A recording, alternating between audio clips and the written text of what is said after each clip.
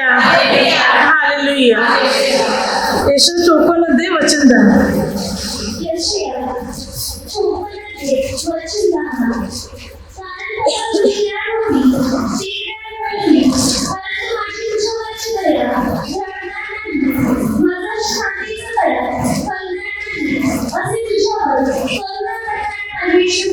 Hallelujah hallelujah hallelujah. वचन घे संदीपा. कारण पर्वत दृष्टीआड होतील, टेकड्या ढळतील, परंतु माझी तुझ्यावरची दया ढळणार नाही. माझा शांतीचा करार हलणार नाही, असे तुझवर करुणा करणारा परमेश्वर पिता म्हणतो.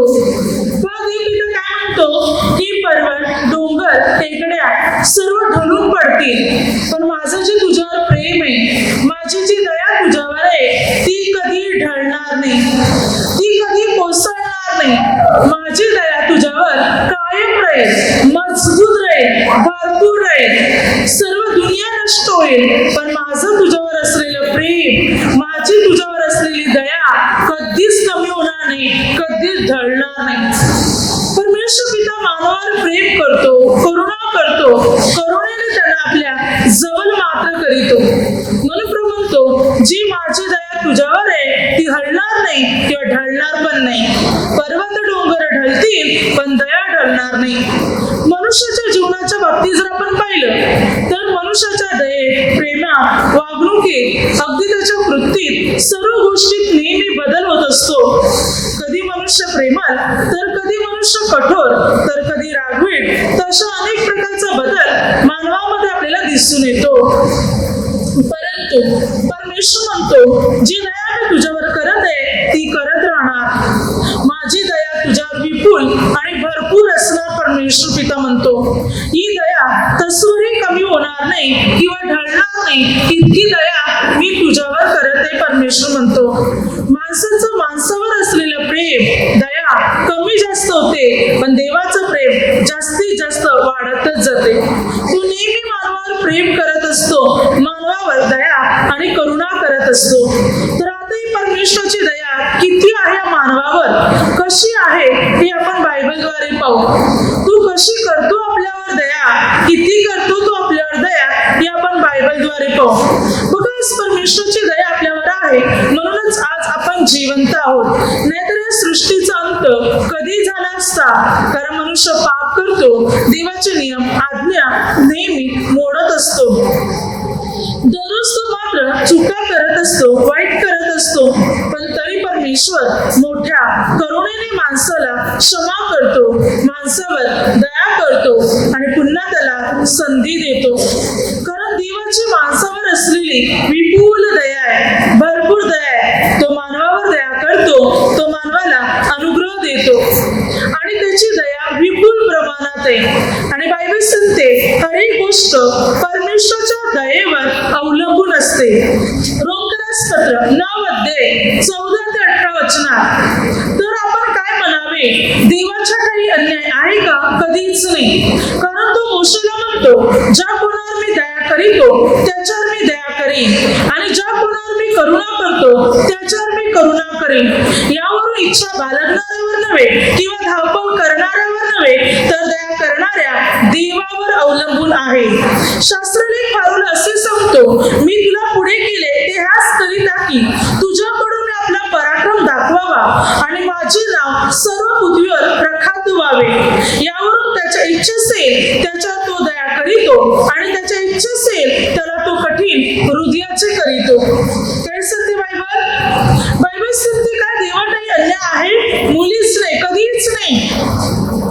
वचन सांगते देव दया करणार आहे, अन्याय करणार नाही. दया करणारा परमेश्वर आहे. मग वचन सांगते की मात्र परमेश्वर पिताने मोशेला म्हटले की मात्र मी दया करीतो, ज्या कोणावर मी दया करीतो त्याच्यावर मी दया करीन, आणि ज्या कोणावर मी करुणा करतो त्याच्यावर मी करुणा करीन. प्रभू म्हणतो की मात्र मी कोणावरही दया करू शकतो आणि कोणालाही कठीण हृदयाचे करू शकतो. परमेश्वर पित्याने फारो राजाला का पुढे केले, तर आपले चिन्ह, आपले चमत्कार प्रख्यात करावे म्हणून, प्रसिद्ध करावे, लोकांना कळावे म्हणून देवाने फारोला कठीण हृदयाचे केले. फारोच्या द्वारे प्रभूने प्रभूने म्हणजे असं कार्य केलं, असे चमत्कार घडवले प्रभूने फारोला कठीण करून, की ज्याद्वारे लोकांचा विश्वास परमेश्वरा पटला गेला. म्हणून देव पिता फारोला कठीण हृदयाचे करत होता आणि दुसऱ्या बाजूला चिन्हही घडवत होता. म्हणून प्रभू म्हणतो, मी का फारोला कठीण हृदयाचे केले? माझे चिन्ह, माझे चमत्कार, माझ्या गोष्टी प्रखात व्हाव्या म्हणून.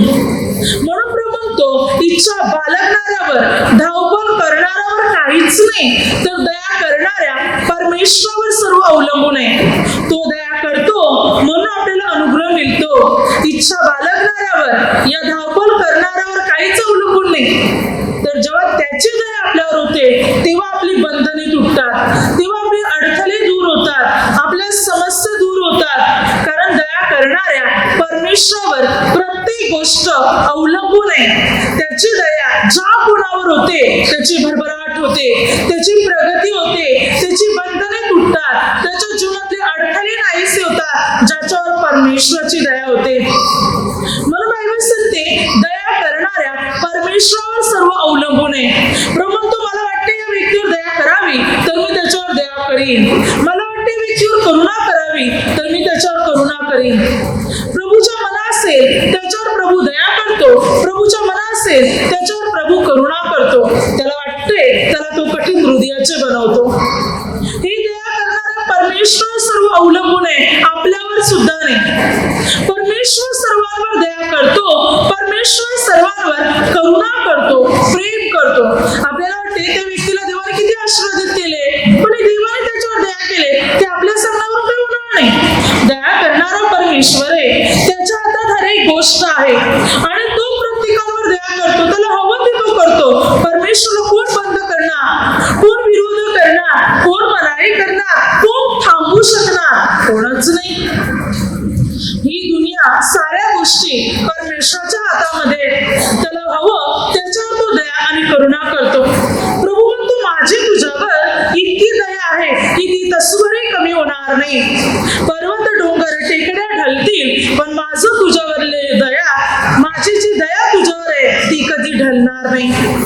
आपल्यावर दया आणि करुणा करणारा परमेश्वर आहे आणि आपल्या प्रत्येकाला परमेश्वराच्या दयेची गरज आहे. देवाची दया आहे म्हणून आपण जिवंत.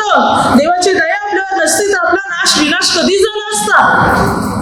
देवाच्या दयेमुळे आज आपण श्वास घेतो, जिवंत, शांतीत, निरोगीत, इथे व्यवस्थित बसलेले आहोत. परमेश्वराची दया आहे. देवाच्या दयेमुळे आज आपण आहोत, नाहीतर या पृथ्वीचा अंत कधी झाला असता. हालेलुया. प्रभू दया किती करतो, कितपर्यंत करतो, हे आपण बायबलद्वारे पाहू की काय आहे परमेश्वराची दया. तू किती दया करतो आणि किती वेळपर्यंत करत राहणार. ही दया परमेश्वराची कशी आहे हे आपण बायबलद्वारे पाहू. तर वचन काय सांगते पहा, या दये संबंधाने बायबल आपल्याला काही गोष्टी शिकवते.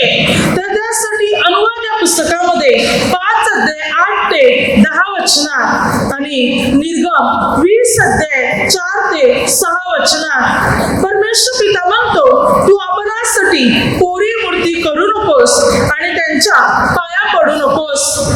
परमेश्वर पिता म्हणतो, जर तू दुष्टाई करणार, असं पाप करणार, तर मी तुझ्या 3ऱ्या 4थ्या पिढीपर्यंत मी तुला शासन करेन.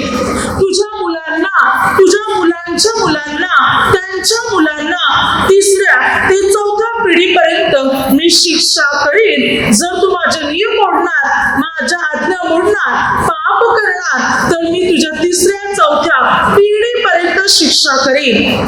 पण पुढे वचन काय सांगते पहा, अनुवादमध्ये त्याच्यामध्ये परमेश्वर पिता काय म्हणतो, परंतु जे माझी आज्ञा पाळतात त्यांच्या 1000 पिढ्यांवर प्रभू म्हणतो मी दया करेन. 10 वचन काय सांगते, जे माझे नियम पाळतात, माझ्या आज्ञा पाळतात, माझा करार पाळतात, माझ्यावर प्रेम करतात, त्यांच्या 1000 पिढ्यांवर मी दया करेन. 1000 पिढ्या. आपल्या मुलांवर, मुलांच्या मुलांवर, त्यांच्या मुलांवर, त्यांच्या मुलांवर 1000 पिढ्या. आता बघा, आदामाला देवाने निर्माण केलं म्हणजे सृष्टी बनवली, आदामाला बनवलं. ती आदामापासून आतापर्यंत मात्र 6000 वर्ष पूर्ण होती. होती. 6,000 वर्षाला फक्त काही वर्ष बाकी आहेत. आसपास 200-250 वर्ष बाकी आहेत. तर मात्र या 6,000व्या सालात आपण आहोत. म्हणजे पृथ्वी निर्माण झाल्यापासून, सृष्टी निर्माण झाल्यापासून, आदमापासून ते आतापर्यंत आपण 6,000 सालात आपण आहोत. तर या 6,000 म्हणजे 6,000 वर्षात देवाने जी लोकसंख्या निर्माण केली, म्हणजे पहिला पुरुष आदाम, आणि आदामापासून सुरुवात झाली मनुष्याची.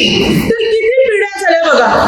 आपण मत्तेमध्ये पाहतो, मत्ते 1:17 अब्रामापासून दाविदापर्यंत 14 पिढ्या, दाविदापासून बाबेल देशांतर होईपर्यंत म्हणजे यहोयाकीम सिदकियापर्यंत 14 पिढ्या.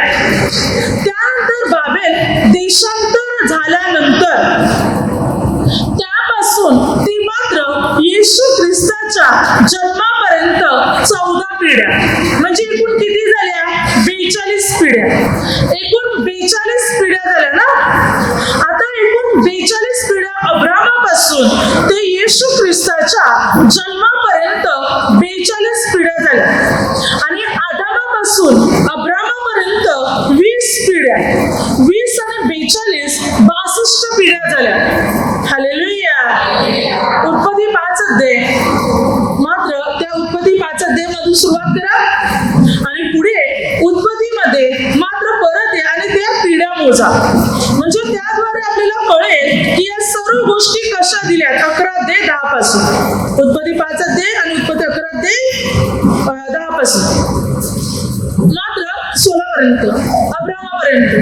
तर मात्र आदामापासून अब्रामापर्यंत 20 पिढ्या अब्रामाला घेतलं तर, आणि मात्र तिथून दाविदापर्यंत, अब्रामापासून दाविदापर्यंत 14 पिढ्या, आणि दाविदापासून बाबेल देशांतर होईपर्यंत 14 पिढ्या, देशांतर झाल्यानंतर ख्रिस्तापर्यंत 14 पिढ्या. एकूण झाल्या 62 पिढ्या. हालेलुया. तर आता 20 आणि 3 वेळा 14 म्हणजे 62 झाले ना. तर आता प्रभू येशू या पृथ्वीत जन्म घेतेवेळी, त्यावेळी आदामापासून प्रभू येशू पर्यंत 4,000 वर्ष झाली होती. हालेलुया. आता 4,000 वर्ष झाली. 4,000 वर्ष एवढी पूर्ण नव्हती झाली, परंतु 4,000 वर्ष पहा. तर आता ही 4,000 वर्ष आणि आता 2,000 वर्ष. तर या 4,000 वर्षाच्या कालावधी किती पिढ्या झाल्या होत्या? 62 पिढ्या झाल्या होत्या. 4,000 वर्षाच्या कालावधीत 62 पिढ्या झाल्या होत्या ना. आता हे 2,000 वर्ष. तर 2,000 वर्षामध्ये समज 30 पिढ्या घ्या. हालेलुया. 30-31 पिढ्या जर आपण पकडल्या तर मात्र किती होतील? 62 आणि 31 63 होतील ना. 63 पिढ्या. 100 पकडा समज. आपण जर 100 पिढ्या पकडल्या आदामापासून ते आतापर्यंत समज 100 पिढ्या झालेल्या आहेत. आणि परमेश्वर पिता काय म्हणतो? मी तुझ्या हजारो पिढ्यांवर दया करेन. किती? हजारो. आता झाल्या पण नाही, 100च झाल्या किंवा 100 झाल्या पण नाही. आणि प्रभू म्हणतो मी तुझ्या हजारो पिढ्यांवर दया करेन. देवाची दया जी सुरू झालेली आदामपासून ती अद्याप संपलेली नाही. प्रभू काय म्हणतो? हजारो पिढ्या. आता 10,000 वर्ष दुसरी येतील. 10,000 काय 1,00,000 वर्ष दुसरी येतील. जास्त. हालेलुया. हालेलुया. आणि मात्र तरी परमेश्वराची दया संपणार नाही. तरी परमेश्वराचं प्रेम माणसावरही संपणार नाही. असे परमेश्वराची दया, असे परमेश्वराची करुणा, जो विपुल प्रमाणात आपल्यावर करतो. मात्र देव 100 पिढ्या झाल्या नाही तरी सुद्धा तो म्हणतो मी हजारो पिढ्यांवर तुझ्या दया करीन. किती वर्ष लागतील? लाखो वर्ष लागतील, तरी देवाची दया काही माणसावरली संपणार नाही. तरी देवाचं प्रेम माणसावरलं संपणार नाही. अशी आहे परमेश्वराची दया. बघा बायबल काय सांगते? निर्गम 34 अध्याय 6 ते 7 वचनात आपला परमेश्वर परमेश्वर दयेचा आणि सत्याचा सागर आहे. तो हजारो जणांवर म्हणजे हजारो पिढ्यांवर दया करणारा परमेश्वर आहे. पण अपराधी जनांची मुलीच गय करणार नाही. तो त्याच्या 3ऱ्या 4थ्या पिढीपर्यंत त्याला शासन करेल. म्हणजे देवाचा राग बघा 3ऱ्या 4थ्या पिढीपर्यंत चालेल. पण देवाचं प्रेम, परंतु देवाची दया हजारो पिढ्यापर्यंत चालेल. देवाची दया किती मोठी आहे विचार करा. परमेश्वराचं प्रेम किती मोठं आहे. या पृथ्वीचा अंत पण होईल, या सृष्टीचा अंत पण होईल, पण देवाची दया कधीच संपणार नाही. देवाचं प्रेम कधीच मानवावरलं संपणार नाही. अशी आहे परमेश्वराची दया, जी परमेश्वर मनुष्य जातीवर करत असतो. ही आहे परमेश्वराची करुणा.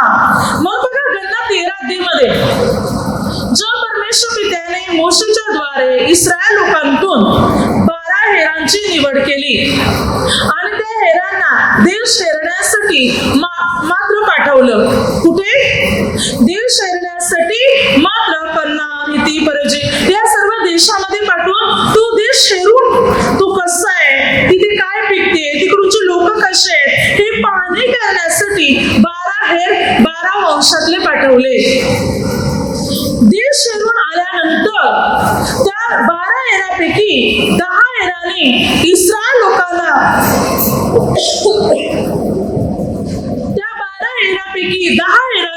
इस्रायल लोकांना अनिष्ट बातमी दिली, अनिष्ट चुकीची बातमी दिली. म्हणजे की तो देश चांगला तर आहे, तिकडे भरपूर झाडे पाने फळं आहेत, जमीन पण चांगली आहे, परंतु तिकडचे लोक दष्टपुष्ट आहेत, ताकदवान आहेत आणि त्यांच्या पुढे आपण टोलासारखी दिसतो. तेवढे धिप्पाड, उंच आणि ताकदवान आहेत ते. आपलं त्यांच्या पुढे काही चालणार नाही. हे जेव्हा 10 हेराने इस्रायल लोकांना सांगितलं तेव्हा इस्रायल लोकांनी रडगाणे सुरू केले. 14 अध्याय गणना. रडायला सुरुवात, कुरकुर करायला सुरुवात केली मोशे विरुद्ध, परमेश्वराच्या विरुद्ध, की आम्हाला इथे मारायला आलेले आहे का, मिस्र देशात कब्रा नव्हत्या का, आमची मुलं आता लूट होणार. रडगाणे सुरू केले. परंतु कालेब आणि योशुआने म्हटलं भिवू नका, त्यांचे लोक किती असले तरी परमेश्वर आपल्या बरोबर आहे, तो आपल्या वतीने लढाई करेल. परंतु नाही, इस्रायल लोक ऐकायलाच तयार नाही. म्हणून देवाला राग आला. म्हणून परमेश्वर पित्याने म्हटले मोशेला, बाजूला होतो यांच्यापासून, मी याला नष्ट करतो, मारून टाकतो आणि तुझ्यापासून नवीन राष्ट्र तयार करतो. हे ऐकणारे लोक नाहीत. त्या मोशे मध्ये पडला. मोशेने देवपित्याकडे प्रार्थना केली आणि त्याने काय म्हटलं 18 ते 19 वचनात, हे प्रभू तू तर दयेचा सागर आहे, तू तर दयेचा क्षमेचा सागर आहे. तुझी दया या लोकांना एवढी होती की तू आपल्या दयेने या लोकांना मिस्र देशातून बाहेर काढलंस, मिस्र देशातून तू त्यांना घेऊन आलास. हे प्रभू तू यांना आता क्षमा कर. तुझी करुणा मोठी आहे, तुझी दया मोठी आहे, तू दयेचा सागर आहे, त्यांना क्षमा कर. तेव्हा 20 वचनापासून परमेश्वर पित्याने मोशेला म्हटलं, तुझ्या म्हणण्याप्रमाणे मी याला क्षमा करत आहे. वास्तविक ही सारी पृथ्वी माझ्या दयेने, माझ्या करुणेने, माझ्या महिमाने भरलेली आहे. आणि परमेश्वर पित्याने मोशेच्या विनंतीमुळे इस्रायल लोकांना क्षमा केली, कारण देवाची दया मोठी आहे. मोशेने काय म्हटलं, प्रभू तू तर दयेचा सागर आहेस, तू मोठ्या दयेने या लोकांना इकडे आणलेले आहेस. आणि देवाने पुन्हा एकदा इस्रायल लोकांवर दयाच केली, त्यांना क्षमा केली आणि मात्र त्यांना वाचवलं. बघा देवाची दया आणि देवाची करुणा फार मोठी आहे, जी कधीच संपणार नाही.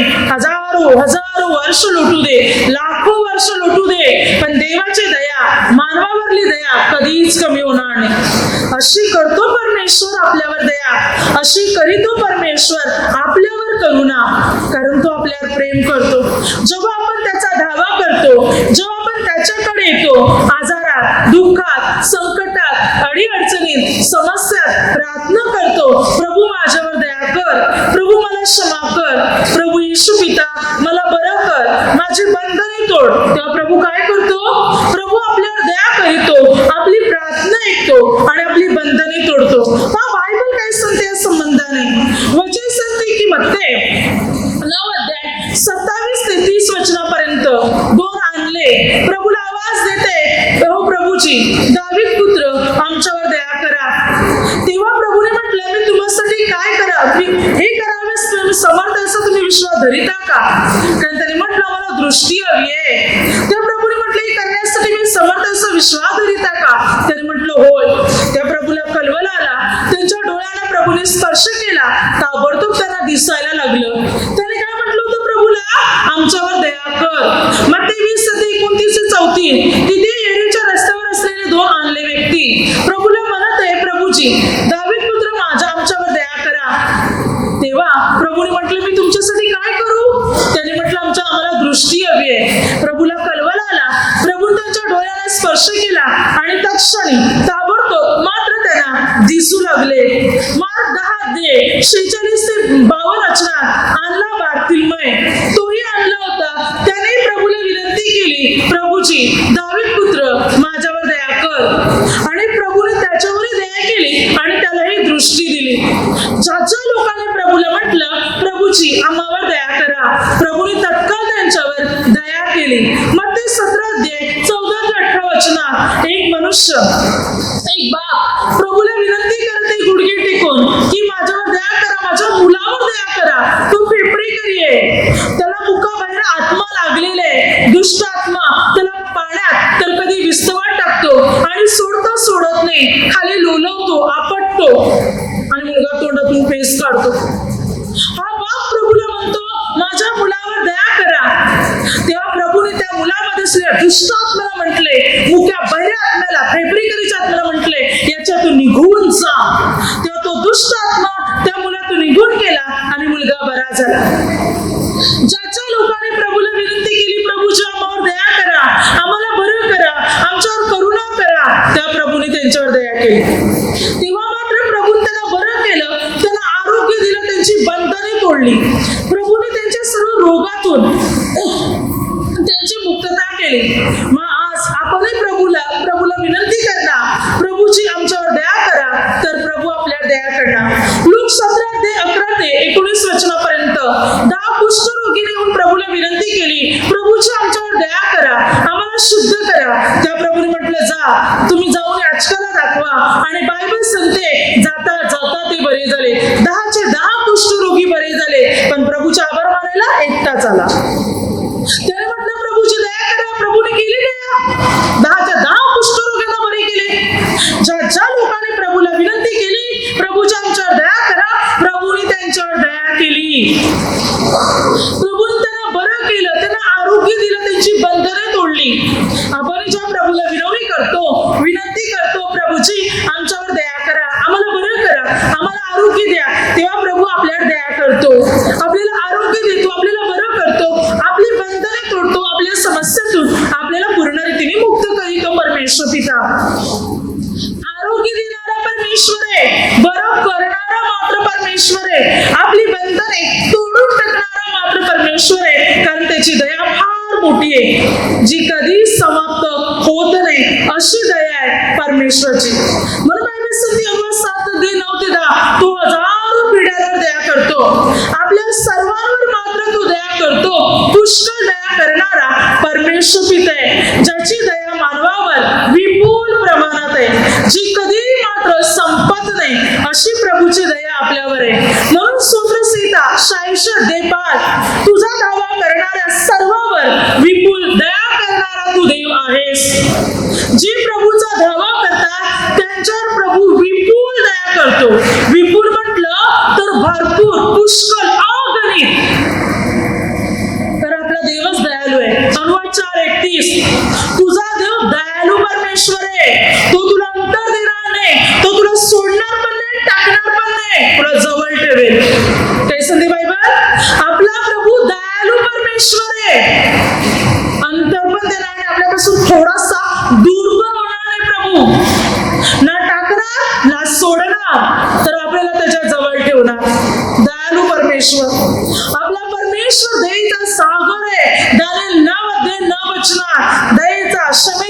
सागर आहे आपला परमेश्वर पिता, जो मोठ्या दयेने करुणेने आपल्याला जवळ करत असतो, आपल्यावर प्रेम करतो, आपल्यावर प्रीती करतो आणि आपली बंधने तोडतो. तो परमेश्वर पिता आहे. करुणेने जवळ करणारा परमेश्वर आहे, आपली बंधने तोडणारा परमेश्वर आहे, आपल्या समस्येतून आपल्या निराशेतून आपल्याला मुक्ती करणारा परमेश्वर आहे. त्याची मोठी दया आहे आपल्या प्रत्येकावर. तुम्ही आज विनवणी करणं, प्रभूचा धावा करा, प्रभू माझ्यावर दया करा, माझा आजार बरे करा, माझी बंधने तोडा, माझ्या समस्येतून मला मुक्ती करा, माझ्या कर्जाच्या बंधनातून मला सोडवा, माझ्या कुटुंबाला आशीर्वादित करा, माझ्या मुलाबाळांना आशीर्वादित करा, माझ्या व्यवसायावर प्रभू तुमचा आशीर्वाद येऊ द्या, प्रभू तुमची दया माझ्यावर होऊ द्या. तुम्ही विनंती करणार, प्रभू तुमच्यावर दया करणार, प्रभू तुमची विनवणी ऐकणार, प्रार्थना ऐकणार आणि सर्व बंधने तोडणार. कारण आपला परमेश्वर दयेचा, क्षमेचा सागर आहे. म्हणून यशाया 54 अध्याय 7 ते 8 म्हणतो, मी केवळ क्षणभर तुझ्यावर रागावलो होतो, पण आता मोठ्या करुणेने तुला जवळ करीन, मी तुझ्यावर दया करीन. परमेश्वर पिता काय म्हणतो? मोठ्या करुणेने मी तुला जवळ करीन आणि मात्र मी तुझ्यावर दया करीन. सर्व काळ मी तुझ्यावर प्रसन्न राहीन, असा तुझा उद्धार करता परमेश्वर म्हणतो. प्रभू सर्व काळ आपल्यावर प्रसन्न राहील, कारण तो आपल्यावर दया करणारा परमेश्वर आहे, आपल्यावर प्रेम करणारा परमेश्वर आहे, जो मोठ्या करुणेने आपल्याला जवळ करतो, मोठ्या दयेने तो आपल्याला जवळ करीतो. आणि या परमेश्वराकडे आपण वळला, प्रभूचं वचन आत्मसात करणं, प्रभू अनुग्रह देणं. काय योना या पुस्तकामध्ये 2 अध्याय 8 वचन सांगते, दया घना. आपला परमेश्वर दयेचा परमेश्वर आहे, जो दया घना म्हणजे दयेचा परमेश्वर आहे. हे कोणी म्हटलं? मात्र योना ठिकाणी म्हणते. पण पुढे काय झालं? 4 अध्यायामध्ये जेव्हा देवाने निनवे शहराला वाचवलं, देवा निर्णय घेतला होता निनवे शहराचा नाश करण्याचा, पण निनवे शहर परमेश्वराकडे वळालं, त्याने पश्चाताप केला, मग देवाने निनवे शहराला वाचवलं. मग योनाला राग आला, ज्याने अगोदर स्वतः म्हटलं होतं दया घना, परमेश्वर दयेचा देव आहे, आणि आता तो म्हणत आहे मला माहिती होतं तू मंद क्रोध दयेचा सागर परमेश्वर आहेस, तू कृपालू कणवालू परमेश्वर आहे, मला माहिती होतं तू याच्यावर दया करशील, म्हणून मी इकडे यायला तयार नव्हतो, आता तू मला मारून टाक. देवावर चिडला योना. परमेश्वराने म्हटलं,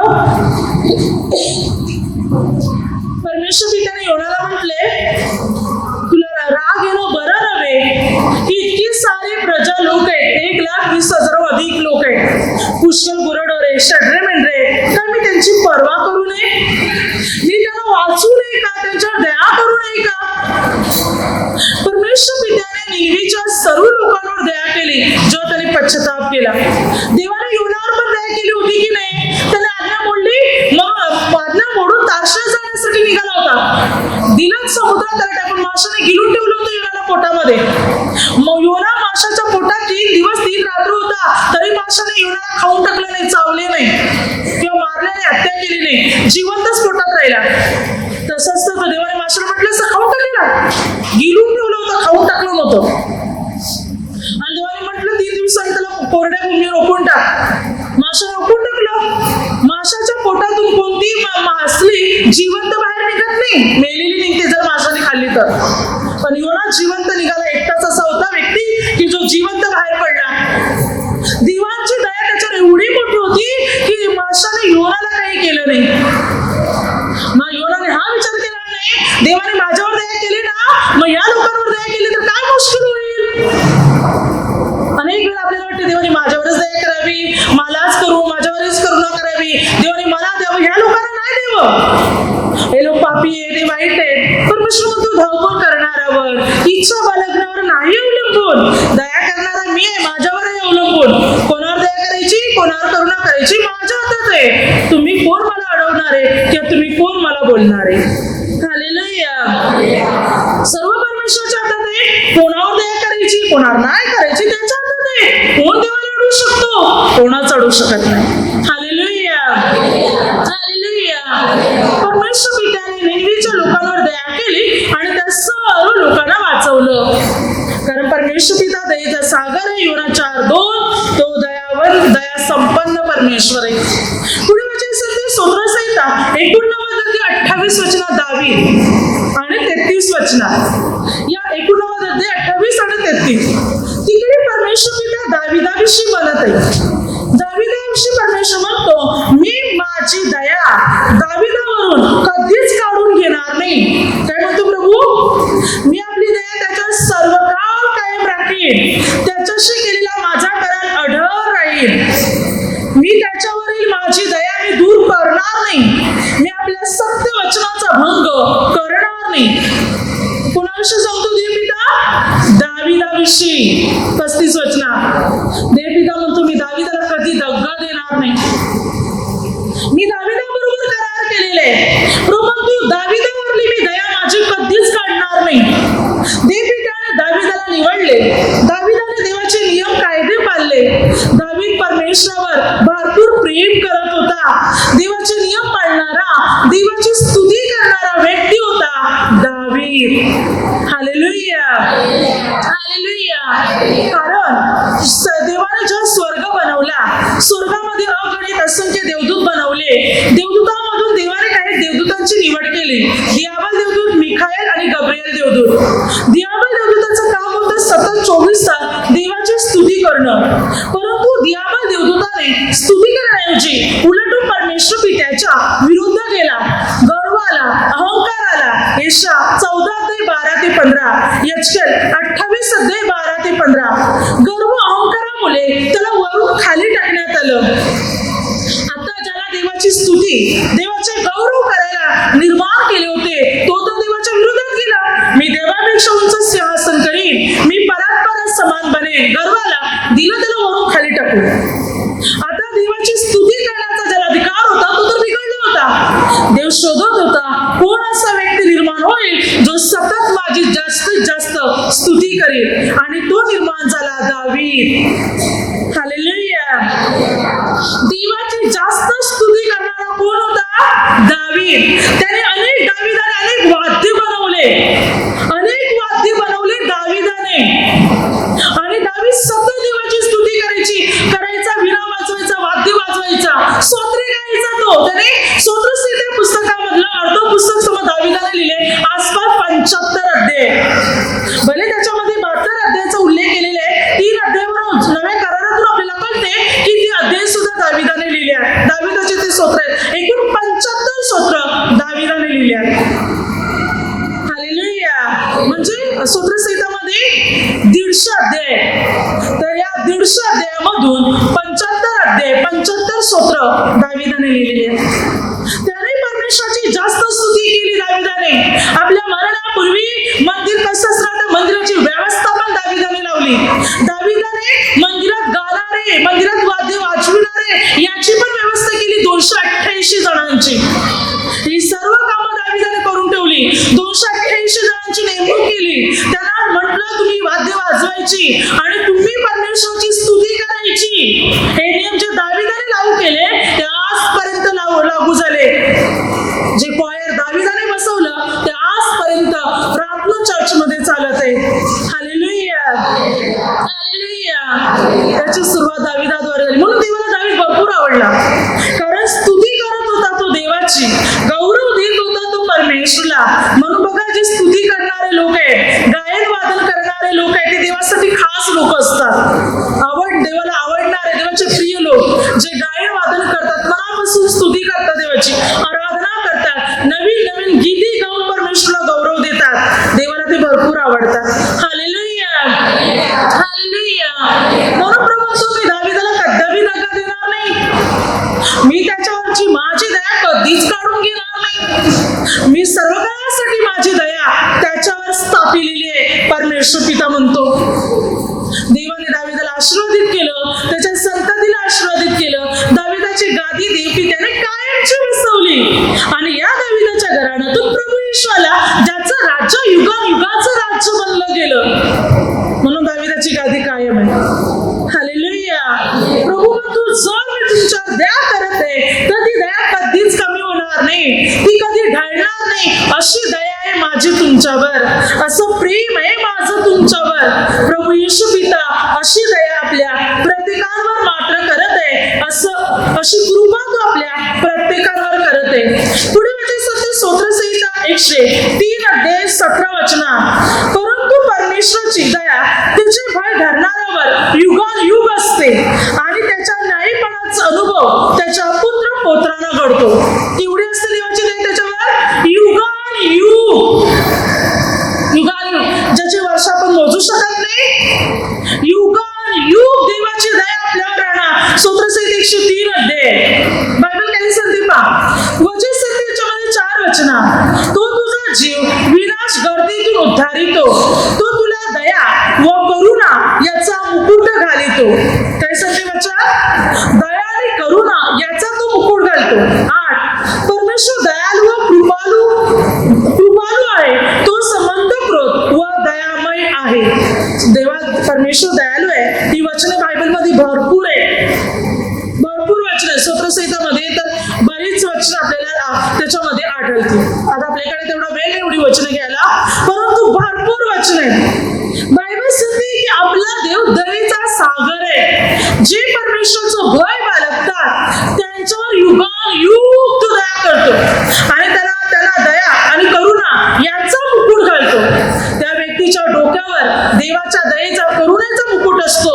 म्हणजे देवाची दया त्या व्यक्तीवर असल्यामुळे त्या व्यक्तीची भरभराट होत राहणार, प्रगती होत राहणार, ती व्यक्ती उन्नती प्राप्त करत जाणार, यश प्राप्त करत जाणार. परमेश्वराचा अनुग्रह त्या व्यक्तीवर असणार. म्हणून आपल्यावर दया करणारा परमेश्वर आहे, आपल्यावर अनुग्रह करणारा परमेश्वर आहे, जो मोठ्या करुणेने आपल्याला जवळ करतो. बायबल ते सांगते योएल या पुस्तकामध्ये 2 अध्याय 13 वचनामध्ये वचन काय सांगते पहा, जो आपण पश्चाताप करणार आणि परमेश्वराकडे वळणार तेव्हा परमेश्वर पिता म्हणतो की मी तुझ्यावर दया करीन. काय सांगते? आपली वस्त्र नव्हे तर आपले हृदय पाडा आणि परमेश्वर तुमचा दिव्याकडे वळा. तो कृपालू, कणवालू, मंदक्रोध दया सागर आहे. अरिष्ट आणल्याबद्दल त्याला वाईट वाटल्यासारखं आहे. जर आपण पश्चाताप करणार, आपली पापे कबूल करणार, परमेश्वराकडे आपण वळणार, प्रभू आपल्यावर दया करणार, कारण तो दयेचा सागर आहे. तो आपला नाश करणार नाही, आपल्याला वाचवणार. जर देवाकडे मनापासून आपण वळत आहोत, परमेश्वराचं वचन आत्मसात आपण करत आहोत, तर प्रभू म्हणतो मी तुझ्यावर दया करीन, तुला क्षमा करीन, तुझा उद्धार करीन, तुझे तारण करीन, तुझी बंधने तोडीन. तुझ्या जीवनात तुला जे काही हवंय ते सर्व काही मात्र मी तुला देईन. म्हणून परमेश्वर पिता म्हणतो आपल्यावर दया करणारा, आपल्यावर करुणा करणारा परमेश्वर आहे. आपल्या प्रत्येकाला अनुग्रह देणारा परमेश्वर पिता आहे. आपली सर्व बंधने तोडणारा परमेश्वर पिता आहे, जो आपल्याला अनुग्रह देतो, आपल्याला आशीर्वाद देतो, आपल्या जीवनात चमत्कार घडवतो, आपल्या समस्या मात्र दूर करीतो. बायबल पुढे काय सांगते पहा, यशाया पुस्तकामध्ये 60 अध्याय 10 वचना. परमेश्वर पिता म्हणतो की मात्र आता मी तुझ्यावर दया करीन, तुझ्यावर रागावणार नाही, मात्र परंतु मी तुझ्यावर दया करीन. परदेशाचे लोक तुझे पोट बांधिते, त्यांचे राजे तुझी सेवा करीते, कारण मी क्रोधिष्ठ होऊन तुला ताडिले, तरी आता मी प्रसन्न होऊन तुझ्यावर दया करीन. अगोदर क्रोधाने तुला शिक्षा केली, पण आता नाही. आता मी तुझ्यावर क्रोध करणार नाही, मी तुझ्यावर दया करीन. अनेक लोक येऊन तुझे पोट बांधतील, तुला सहाय्य करतील, तुला मदत करतील, कारण तू श्रेष्ठ बनशील. माझी दया तुझ्यावर आहे. प्रभू आपल्यावर दया करणारा परमेश्वर आहे. ईशा 55 अध्यायामध्ये 7 वचना. वचन सांगते दुर्जन आपला मार्ग सोडो, अधर्मी आपल्या कल्पनाचा त्याग करो आणि परमेश्वराकडे वळो, म्हणजे तो त्याच्यावर दया करेल. तो आमच्या देवाकडे वळो, कारण तो त्याला भरपूर क्षमा करेल. बायबल काय सांगते? आपलं पाप कर्म सोडून द्या, वाईट गोष्टी सोडून द्या, परमेश्वराकडे वळा, म्हणजे परमेश्वर तुमच्यावर दया करेल. नाश करणार नाही, भरपूर क्षमा करेल. तर आपला प्रभूच दयालू देव आहे, करुणामय परमेश्वर आहे, उद्धार करणारा परमेश्वर आहे, तारण करता देव आहे, जो मोठ्या प्रमाणात आपल्यावर दया करतो, मोठ्या करुणेने तो आपल्याला जवळ करतो, प्रेम करतो. म्हणतो पर्वत ढळतील, टेकड्या ढळतील, पण माझी तुझ्यावर असलेली दया कधी ढळणार नाही. माझं तुझ्यावर असलेलं प्रेम कधी कमी होणार नाही. डोंगर, टेकड्या, नाले, पृथ्वी, दुनिया सर्व नष्ट होईल, पण माझी दया तुझ्यावरची नष्ट होणार नाही. साऱ्या जगात संकट आले, भूमिकंप झाला, सुनामी आली, तरी मी तुला वाचवीन, कारण माझी दया तुझ्यावर आहे. तुला काहीच होऊ देणार नाही मी. प्रभू म्हणतो, मी तुझा बचाव करीन, तुला वाचवीन, तुला सहाय करेन, कारण माझी दया तुझ्यावर आहे. परमेश्वराची दया आपल्यावर आहे. परमेश्वर दयेचा सागर आहे, क्षमेचा सागर आहे, पूर्ण दयेने भरलेला. समुद्रातून किती पाणी काढा, समुद्रातलं पाणी कमी होते नाही होत, भरलेलाच दिसतो. देवामध्ये इतकी दया आहे की त्याच्यातून कधीच ती दया कमी होत नाही. माणसावर तरी किती दया केली तर देवाची दया कमी होत नाही. आपला परमेश्वर पिता महान परमेश्वर आहे, जो आपल्याला दया करणारा, करुणा करणारा परमेश्वर आहे, आपली बंधने तोडणारा परमेश्वर आहे, आपल्याला अनुग्रह देणारा परमेश्वर आहे. आपला प्रभू येशू पिता, त्याच्या पंखाखाली तो आपल्याला दया करणार, आपल्याला अनुग्रह देणार. भरपूर वचनात पण आता वेळ कमी. तर देवाच्या दयेकडे वळा, परमेश्वराकडे वळा, म्हणजे प्रभूच्या अनुग्रहाने आपण भरले जातील. Hallelujah, hallelujah, hallelujah. आता मला शब्दाद्वारे जे काही चुकलं असेल त्याबद्दल मला क्षमा असावी. Hallelujah, hallelujah, hallelujah.